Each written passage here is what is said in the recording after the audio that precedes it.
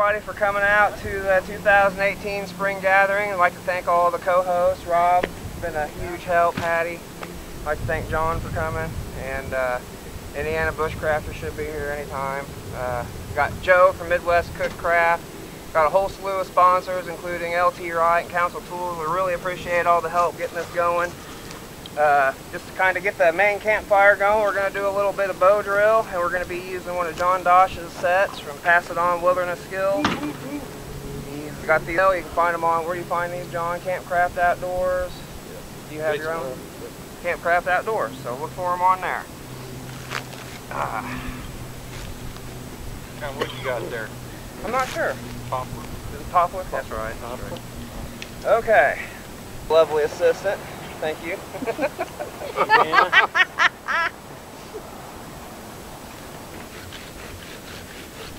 ought to be burning. Help that thing out quickly.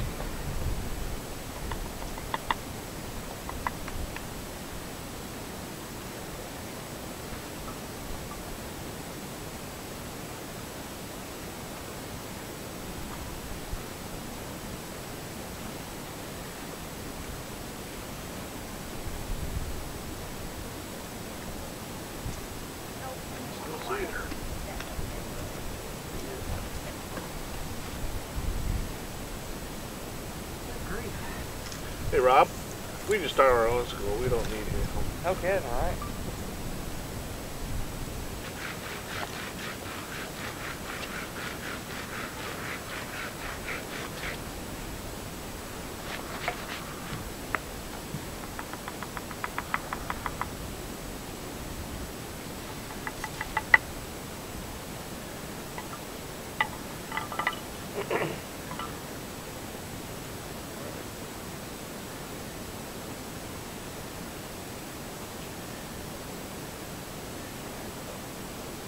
Well guys, I've done a lot of bow drills. This time I failed. That just goes to show you. That's why you don't make it to where you have to depend on that when you go out. So we're going to get the pro in here.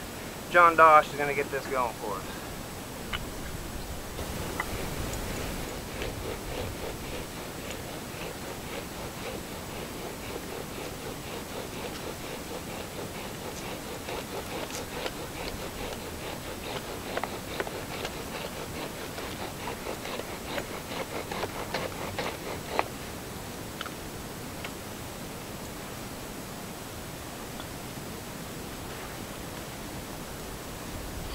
Almost don't have any pad under it. Nope, it went out. Could that just be just the humidity in the air, John? Right. But the weather plays a big role in any primitive fire. Now you're giving it a go with a sassafras set? Right. I've never used a sassafras. That's cool.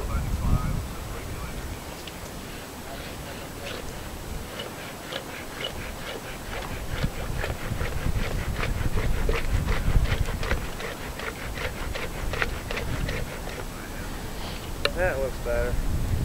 Had a rolling pole that time. Nice. Yeah, that's a lot better. Yeah. Good job, brother. All right, now Kevin, you get to show off your You want me to build the fire? fire building skills. After my bow drill skills. Oh. See there, we tried a poplar set. Neither one of us really had a whole lot of luck with it for whatever reason. John switched over to a sassafras set and it worked first shot. So.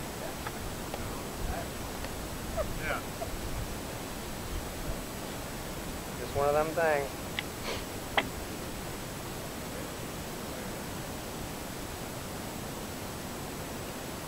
Oh, dropped the pole out. There it is.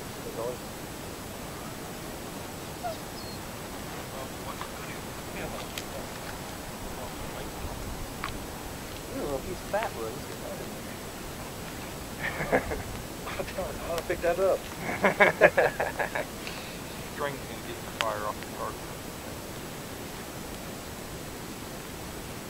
I wish Joe was here. I'd be like, that's alright, it's Joe's heart, but I just told him it wasn't. He's over there shaping backwards. It's not. His is actually in my emergency. It's in there. This one's the one I ripped all the grommets out of practice. Have them days where no matter how hard you try, nothing works out right. You're flinging your dang spindle across the yard and everything else. Still, I mean, even when you do that. Here we have the camp mascot, Ruger, the wood collecting dog. He's a good boy.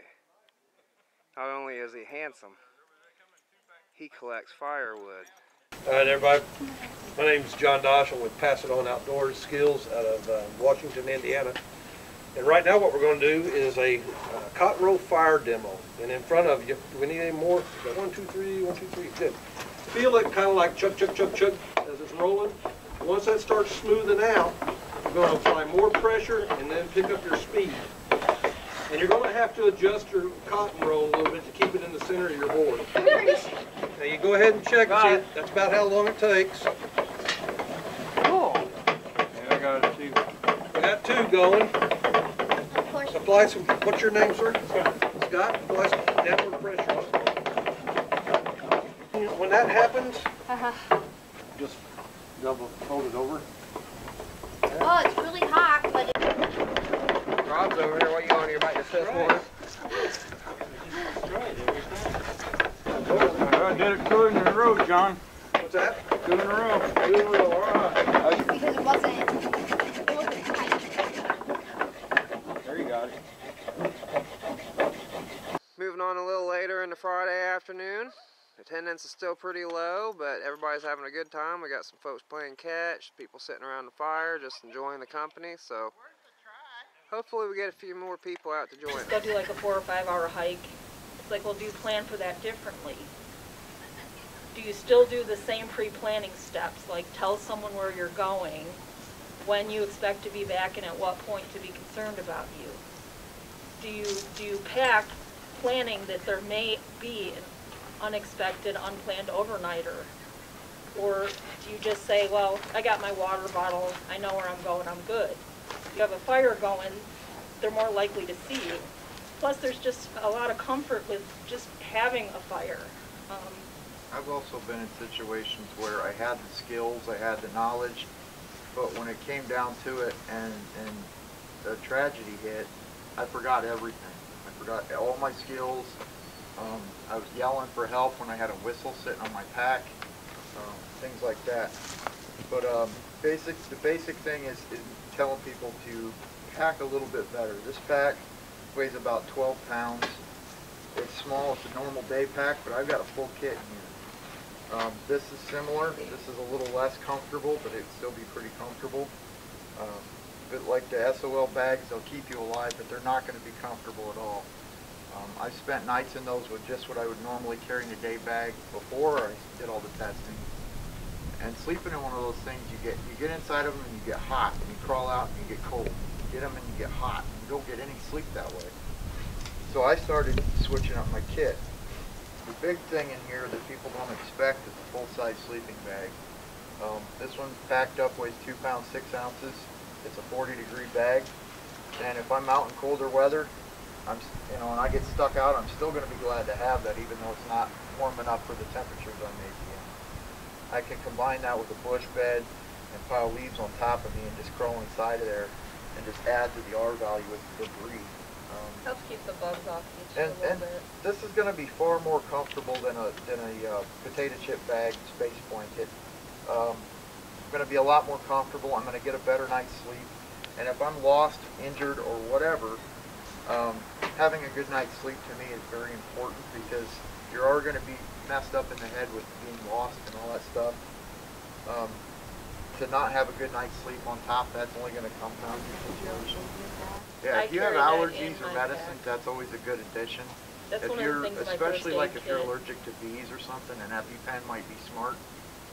There Benadryl's are a good things one in the anyway. woods that can hurt you, but as long as you know what you're looking for, you can usually avoid things like What areas do you think that people tend to neglect when they're planning for going out? Do you think there are areas that people in general don't? Leaving a plan to begin with is always the biggest. That's the biggest Yeah. no-no right there, not leaving a You plan. know, and like Ryan, I thought something Ryan said when you guys were talking about being lost in the woods, so to speak. If you are getting ready to go out, and say you were coming out here and you were going to hike for a week, which you could easily do in this park right here. It's not even the biggest park, but there's what, 32 miles of trails or something out here. You can make a good week out of it out here, camping in backcountry sites and stuff if you wanted to. So studying that map before you leave the house. Patty got some cornbread over here. I'm surprised these wild coyotes ain't ate that up yet. Oh, my mistake. I think I can dig around in there and find something. Alright guys, I'm going to give away a few small items here. We got some cool stuff here. Everybody got your ticket? Everybody get a ticket? You get a ticket? I got a ticket. Yep. Get your tickets out. Everybody got them? I didn't read it, but I got it out. We didn't miss anybody?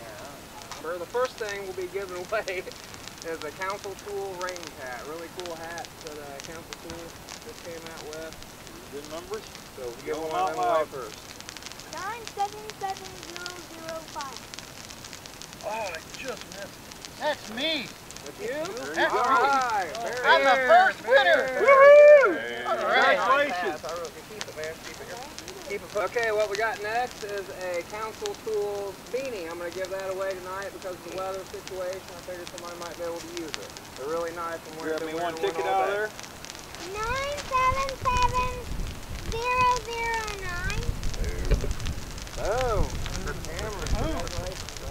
Thank you, sir. Thank you. Have a fire boss kit. These are from Stanford Outdoor Supply. They're really cool little kit. And then 006. Woo! Woo-hoo, very good. Good thing you didn't pick the number. I forgot about you guys being in the drawing. Okay, and then last tonight, or at least for now, we have a really awesome Campcraft Outdoors bush pot bag. This is for storing, well, you can really store anything. Use wax cam, which is awesome for those of you who aren't familiar. Jason Hunt from Campcraft Outdoors and his family makes this stuff. Awesome gear, top of the line. Real durable canvas. They wax it with, I'm not trying to secret recipe. And this stuff is waterproof. Me and Kevin and I know John, we beat this stuff around out in the woods all the time. Stuff, no doubt about it. I carry a lot of this stuff. So this is awesome. 04. Good. He doesn't have one of these. No, I don't have one. Thank you to Council Tools, Stanford Outdoor Supply, and to Campcraft Outdoors. And thank you, children, for helping us. Hi, Mom. See Joe over there. Everybody's just kind of taking refuge from the rain here. Got a little bit of rain in the area. Everybody's kind of sitting under the pavilion, telling lies.